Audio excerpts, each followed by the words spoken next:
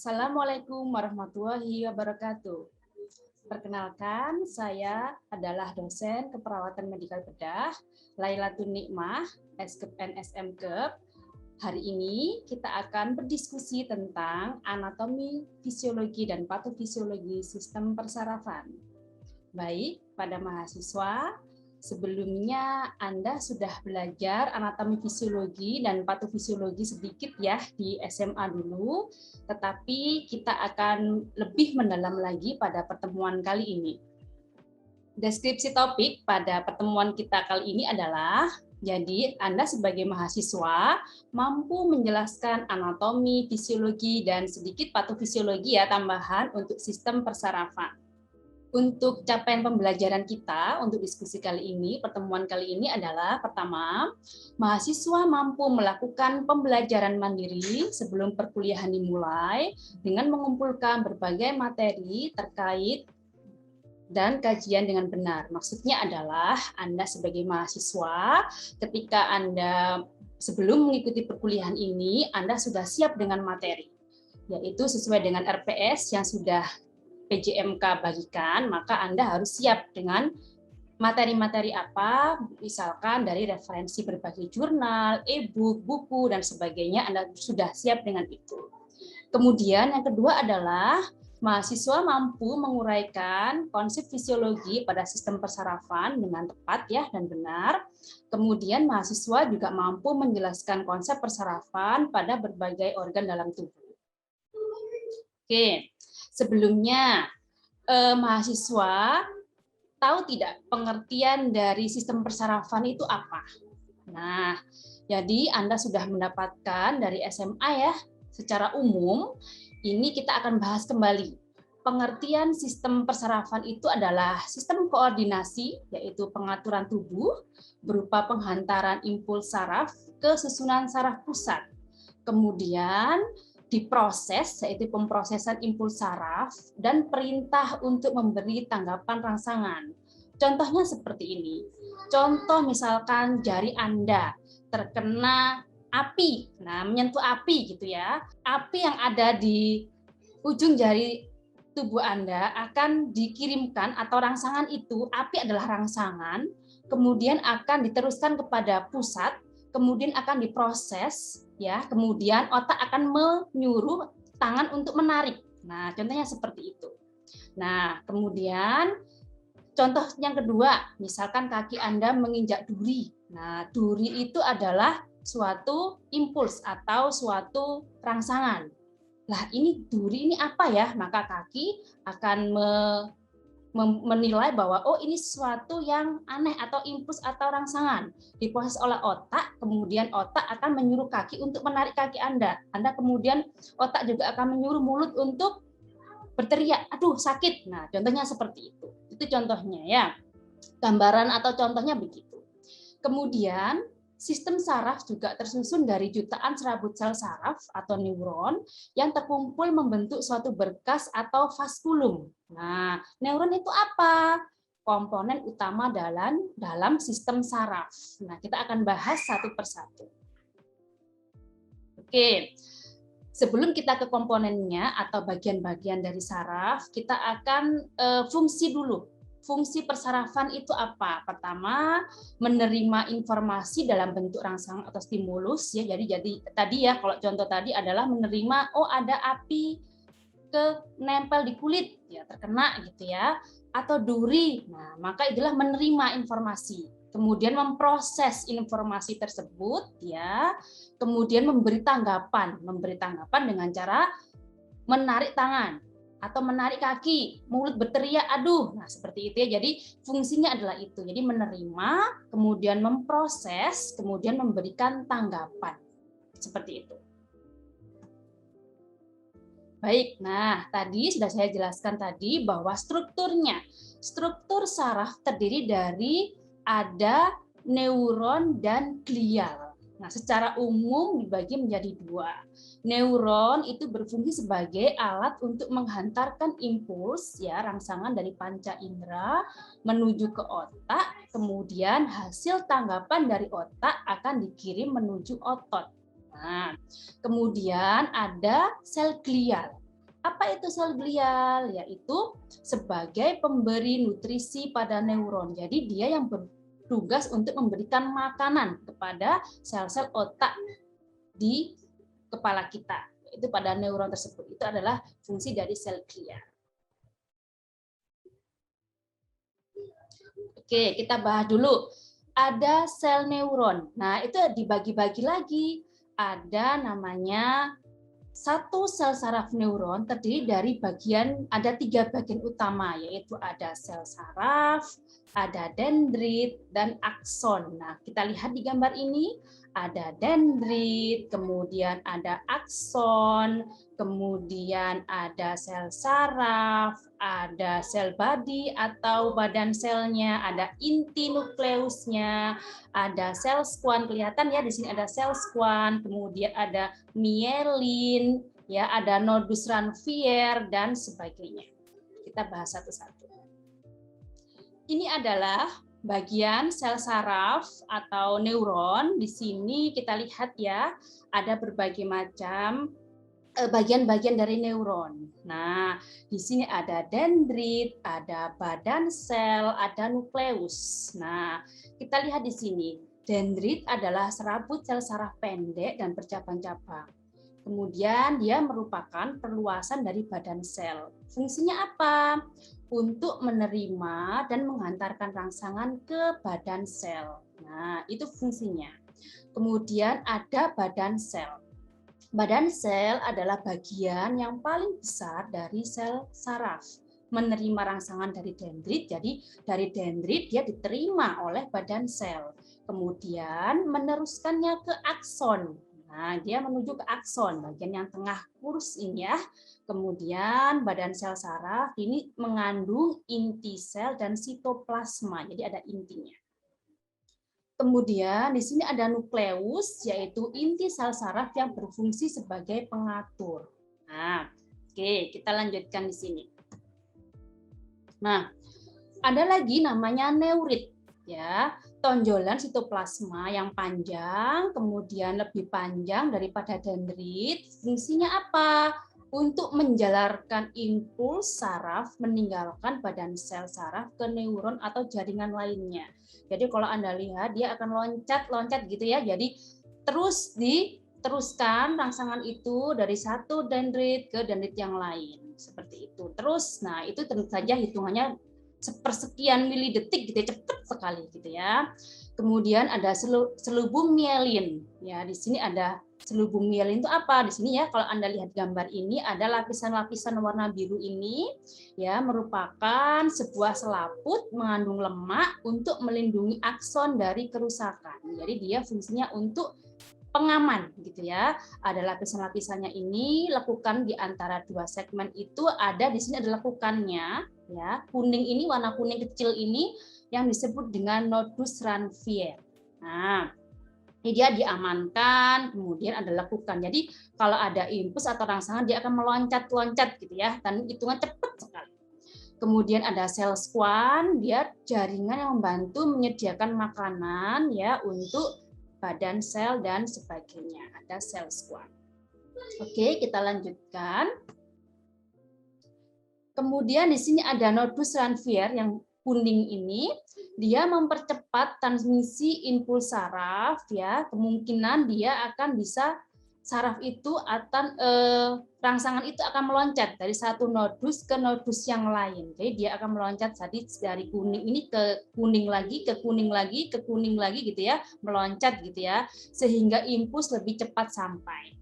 Nah, kemudian jangan lupa ada juga sinapsis, pertemuan antara ujung neurit atau akson di sel saraf satu dan ujung dendrit di sel saraf lainnya. Seperti itu prosesnya. Atau bagian-bagian dari sel saraf. Oke, kita lanjutkan. Oke, nah tadi kita bahas bahwa ada sel yang bagian memberikan makanan pada sel-sel saraf. Apa itu? Yaitu sel glial namanya. Bentuknya seperti ini. Dia berbeda bentuknya dengan sel saraf yang sudah kita bahas tadi. Untuk memberi nutrisi pada sel saraf. Nah, sel glial pun macam-macam. ada namanya astrosit, oligodendrosit, mikroglia, dan makroglia. Macam-macam, fungsinya berbeda-beda. Oke, kita lanjutkan lagi. Nah, jenis sel saraf ya, kita akan membahas tentang jenis-jenis sel saraf, yaitu ada sel saraf sensorik, ada sel saraf motorik, dan penghubung. Apa itu? Kita akan membahasnya berikutnya. Nah, sel saraf sensorik di sini berfungsi untuk menerima rangsang yang datang kepada tubuh atau panca indera, kemudian dirubah menjadi impuls atau rangsangan saraf dan diteruskan ke otak. Nah, di sini bergerombol membentuk ganglia. Dia karakteristiknya aksonnya pendek. Kita sudah bahas tadi ya, apa itu akson dan sebagainya. Dan dendritnya panjang. Nah, tadi kita sudah bahas apa itu akson, apa itu dendrit. Nah, karakteristik dari sel saraf sensorik itu. Aksonnya dia pendek, dendritnya panjang. Nah, kita lanjutkan. Kalau sel saraf motorik, nah ini fungsinya untuk membawa. Jadi dia membawa impuls saraf ya dari pusat saraf atau otak dan sumsum tulang belakang menuju otot. Ya, dari otak dia dibawa ke atau dari otak atau sumsum tulang dibawa ke otot. Nah, sel saraf ini karakteristiknya berbeda. Dia mempunyai dendrit yang pendek dan aksonnya yang panjang. Nah, seperti itu. Jadi perbedaannya itu. Ada karakteristik tertentu ya. Jadi sel saraf tadi.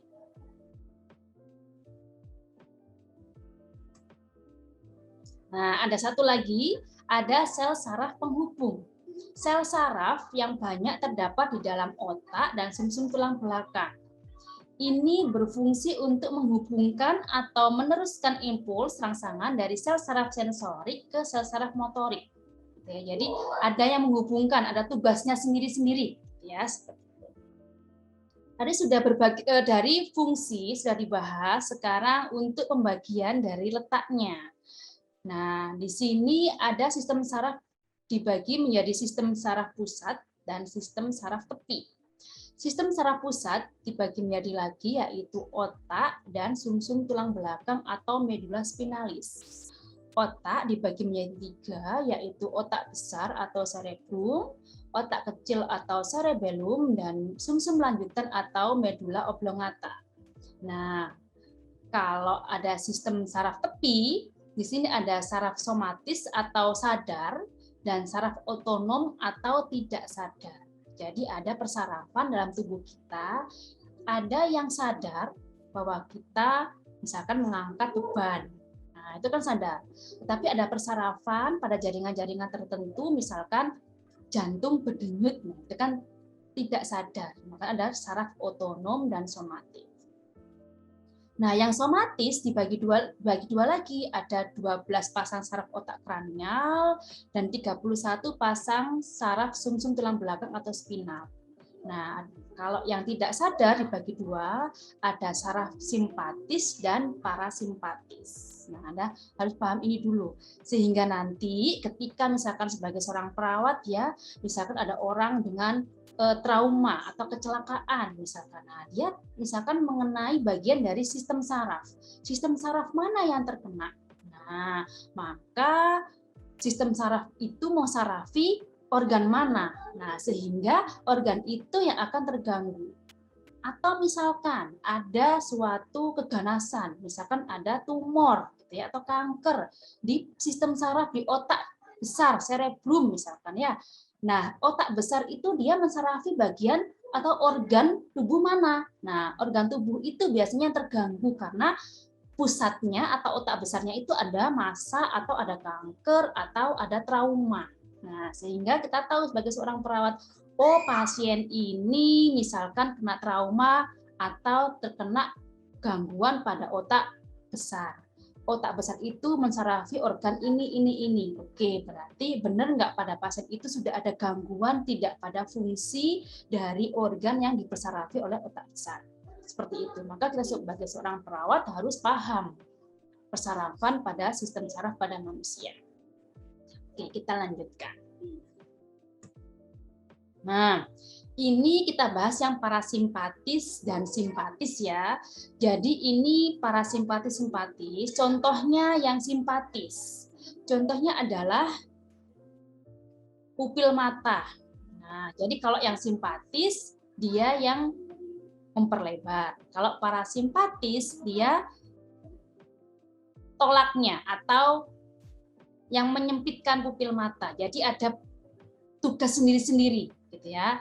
Contohnya parasimpatis merangsang kelenjar ludah, maka simpatis menghambat sekresi kelenjar ludah. Nah, contohnya parasimpatis memperlambat denyut jantung dan yang simpatis merelaksasikan bronki paru-paru atau dan juga mempercepat denyut jantung. Kalau simpatis dia merelaksasikan bronki paru-paru, parasimpatis menyempitkan. Jadi ada tugas sendiri-sendiri. Sehingga jika parasimpatis dan simpatis itu seimbang, maka koordinasi atau metabolisme tubuh juga akan seimbang karena ada fungsinya yang seimbang. Nah, jika ada gangguan bagaimana? Ya tentu saja, misalkan parasimpatisnya dia bekerja bagus, simpatisnya tidak. Nah, gitu ya, maka hal itu juga akan mengganggu keseimbangan dari kinerja organ yang disarafi, seperti itu. Karena ada fungsinya sendiri-sendiri. Oke, kita lanjutkan. Nah, ini contoh fisiologi atau contoh persarafan pada mata ya. Nanti organ-organ lain kita akan bahas, nanti Anda tugas ya. Contoh organ mata.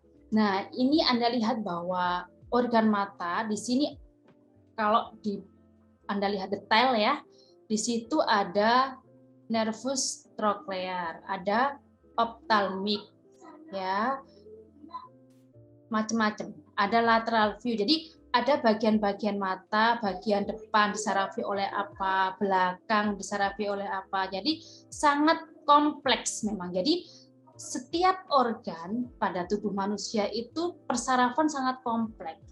Bagian depan, belakang, atas, bawah itu berbeda-beda, disarafi oleh berbeda-beda persarafannya.